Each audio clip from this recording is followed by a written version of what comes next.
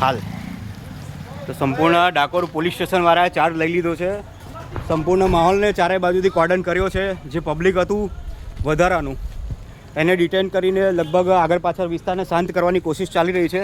Dakor police સ્ટેશનના જાબાઝ જવાનો પણ ચારે બાજુ પોતપોતાની પોઝિશન લઈને ઊભા રહ્યા છે કે કોઈ અનિચ્છનીય ઘટના ના બને. એના હિસાબથી જવાબદાર અધિકારી પણ હાલમાં સ્થળ ઉપર મોજૂદ છે. જી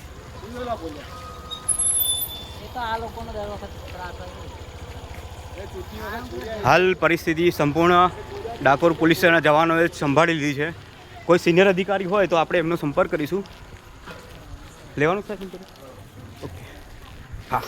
તો ડાકોર પોલીસ સ્ટેશનની જે તમામ ટીમો છે હાજર છે હાલ, અને ગોકુલધામ સોસાયટી ડાકોર, સત્યમ રેસિડેન્સી, રાવલ સમાધિ ધર્મશાળા તમામ વિસ્તારના શાંતિપૂર્ણ માહોલ કરી દીધો છે. ટૂંક સમય પહેલાં જે પબ્લિક હતું એ પબ્લિક અહીંથી અચાનક ગાયબ થઈ ગયું છે.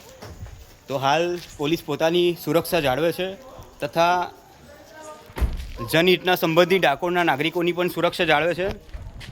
તમામ ખેડા જિલ્લાનું પોલીસ પ્રશાસન મોજૂદ છે અને હાલ ઉપરી અધિકારીનું પણ જાણ કરવામાં આવશે કે આ જે માહોલ છે શા માટે ખરાબ થયો હતો, શા માટે માહોલ બગડ્યો હતો, અને ભવિષ્યમાં આવી કોઈ ઘટના ના બને તે મામલે સંપૂર્ણ તકેદારી રાખવામાં આવશે. ક્રાઇમ ન્યૂઝથી પરાગ પી બારૈયા, ડાકોર.